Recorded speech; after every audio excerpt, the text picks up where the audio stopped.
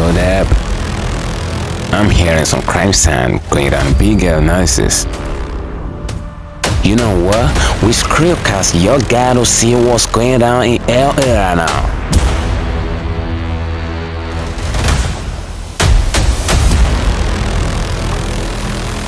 In the late 1990s, there was one company in America that seemed almost unstoppable. A company that analysts on Wall Street admired.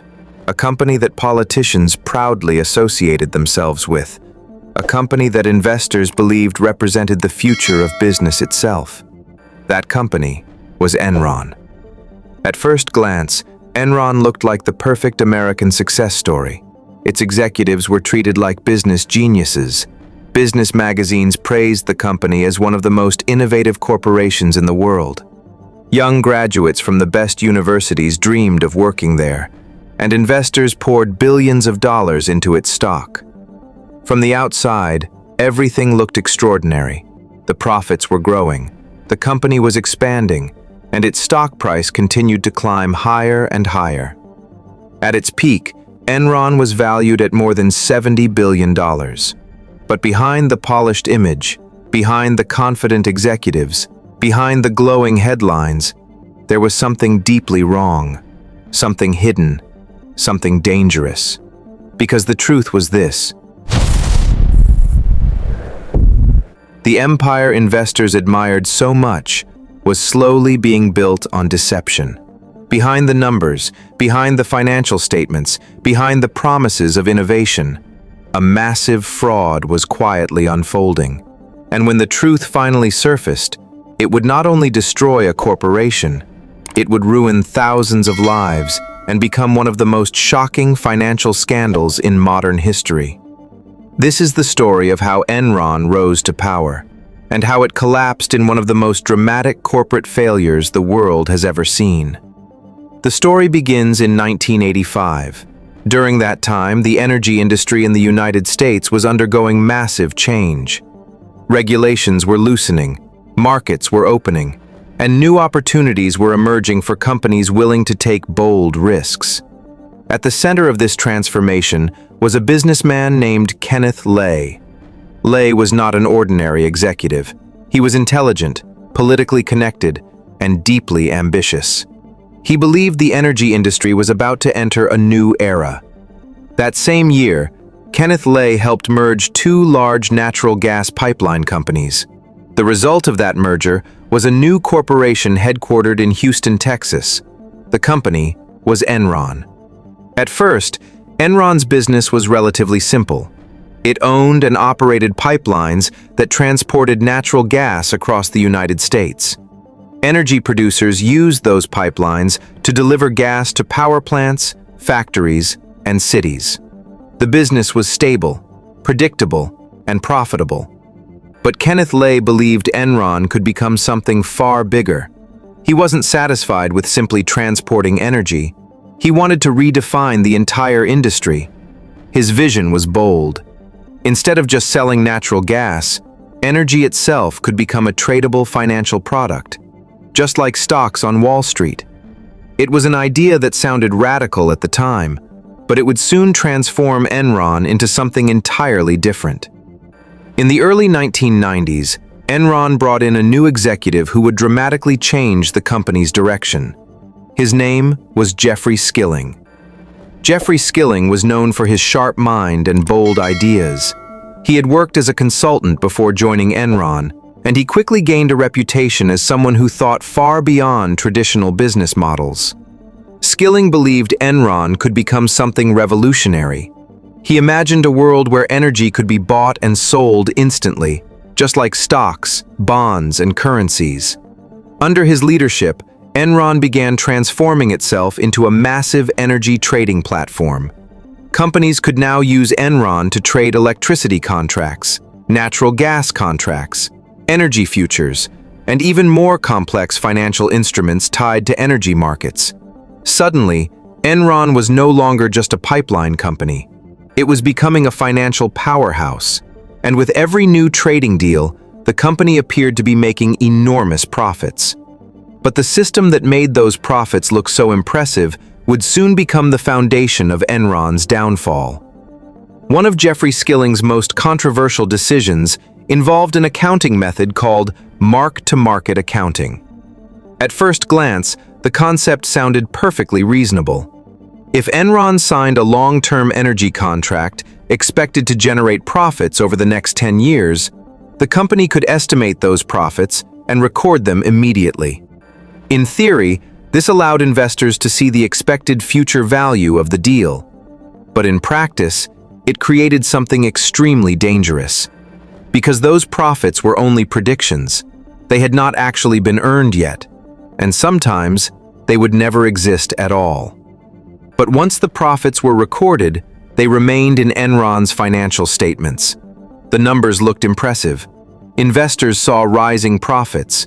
Analysts praised the company's performance, and Enron's stock price continued climbing. Few people realized that the company was now reporting billions of dollars in profits based on assumptions rather than reality. The illusion of success was growing stronger. But behind the scenes, the foundation was becoming dangerously unstable. Throughout the late 1990s, Enron became one of the most admired companies in the United States. Business magazines praised its creativity, investors admired its growth, and executives became celebrities within the corporate world. Inside the company's Houston headquarters, employees believed they were part of something extraordinary. Many workers invested their retirement savings in Enron stock. After all, why wouldn't they? The company seemed unstoppable. By the year 2000, Enron's stock price had reached nearly $90 per share. The company's total value exceeded $70 billion. And for 6 consecutive years, Enron was ranked as one of America's most innovative companies. But while the world celebrated Enron's success, a dangerous secret was growing inside the company. A secret that involved billions of dollars in hidden debt. And one man who would soon become the architect of one of the biggest corporate frauds in history. That man was Andrew Fastow. Andrew Fastow served as Enron's chief financial officer. His job was to manage the company's finances and ensure investors believed in its success. But behind the scenes, Fastow faced a serious problem. Despite the impressive profits reported to the public, Enron was secretly carrying massive amounts of debt. If those debts appeared on the company's balance sheet, investors would panic. The stock price would collapse, and the illusion of success would disappear overnight. So Fastow devised a complex and highly deceptive solution. He created a network of secret financial partnerships. These partnerships had strange names like LJM and Chuco. Through these entities, billions of dollars of Enron's debt were moved off the company's official books. To investors, the company still appeared financially healthy, but in reality, the debts still existed. They were simply hidden. And even worse, Andrew Fastow was secretly making millions of dollars personally from these partnerships. It was a scheme built entirely on deception. And like all fragile structures built on lies, it would eventually collapse. By 2001, a few observers began noticing something strange about Enron. The company's financial statements were incredibly complicated. Even experienced analysts struggled to understand them. But one journalist decided to take a closer look. Her name was Bethany McLean. She worked for Fortune magazine. While researching Enron, McLean kept running into the same problem. No one could clearly explain how the company actually made its money. Executives spoke confidently, but their explanations were vague and confusing. So she wrote an article that asked a simple but powerful question. Is Enron overpriced? At first, the article seemed harmless, but it triggered something unexpected. Because once that question entered the public conversation, more people began asking the same thing. And slowly, the illusion surrounding Enron began to crack. In August 2001, something shocking happened. Jeffrey Skilling suddenly resigned as CEO of Enron. The announcement stunned investors. There was no clear explanation, just vague statements about personal reasons.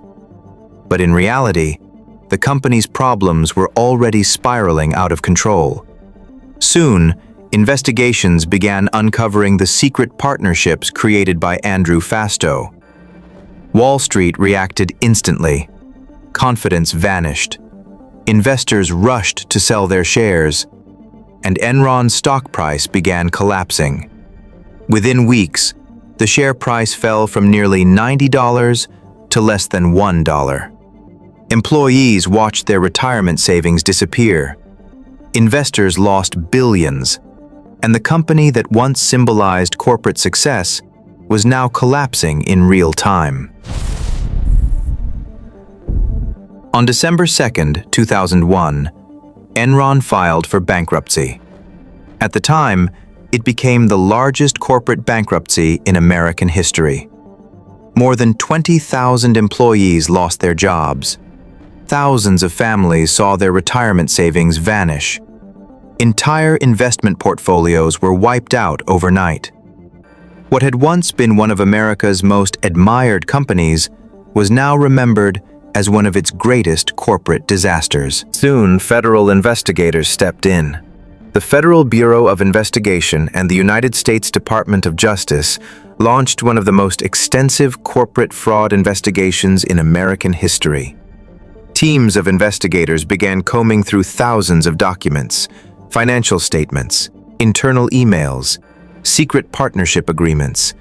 Boxes upon boxes of paperwork were carried out of Enron's headquarters as authorities tried to piece together how the company's financial system had truly operated behind closed doors. But as the investigation progressed, the scandal grew even larger.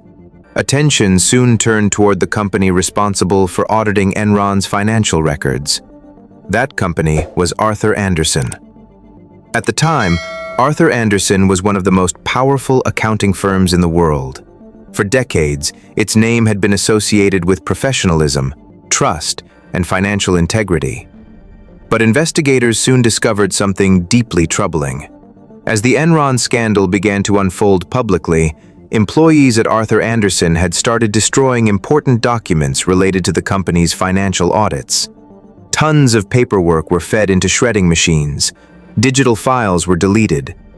Critical evidence that could have helped investigators understand Enron's financial structure was suddenly disappearing. When this information became public, it triggered yet another wave of outrage. The idea that a major accounting firm might have helped conceal corporate fraud shocked the public. It also raised serious concerns about the role of auditors in protecting investors. The legal consequences were swift. Arthur Andersen was charged with obstruction of justice for destroying documents related to the investigation. The damage to the firm's reputation was immediate and devastating. Within a matter of months, clients began abandoning the company.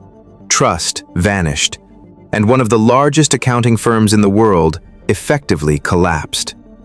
By the time the investigation reached its peak, Enron had transformed from a corporate failure into a symbol of systemic corruption within the financial system. But investigators were not finished. Now they were determined to hold the people responsible accountable. In the years that followed, the legal consequences of the Enron scandal began to unfold. Several top executives were brought to trial. Among them was the company's former chief financial officer, Andrew Fastow. Fastow eventually pleaded guilty to multiple counts of fraud and agreed to cooperate with federal investigators. His testimony helped prosecutors build cases against other executives involved in the scheme. Another central figure in the scandal was Enron's former CEO, Jeffrey Skilling. After a lengthy trial, Skilling was convicted of numerous charges related to fraud, conspiracy, and insider trading. He was sentenced to more than 2 decades in federal prison. The company's founder, Kenneth Lay, was also found guilty of fraud and conspiracy in 2006. But before he could be sentenced, Lay died from a heart attack. For many victims of the scandal, the verdicts brought a measure of justice, but the damage caused by Enron could never fully be undone. Thousands of employees had lost their livelihoods. Families had watched years of retirement savings disappear, and investors across the country had learned a painful lesson about the dangers of unchecked corporate power. In response to the scandal, the United States government introduced sweeping financial reforms. In 2002, lawmakers passed the Sarbanes-Oxley Act, legislation designed to strengthen corporate oversight and prevent companies from manipulating their financial records. The law imposed stricter rules on accounting practices, increased penalties for corporate fraud, and created new responsibilities for executives and auditors. But even with new regulations in place, the name Enron continues to serve as a warning, a reminder that behind impressive profits and rising stock prices, there can sometimes be a very different reality. Because some of the most destructive crimes in history are not committed with weapons, they are committed quietly, through spreadsheets, through accounting tricks, through numbers that appear perfectly legitimate, but are carefully engineered to hide the truth. And the Enron scandal proved one thing above all else: even the most powerful corporations can fall. When the truth finally comes to light,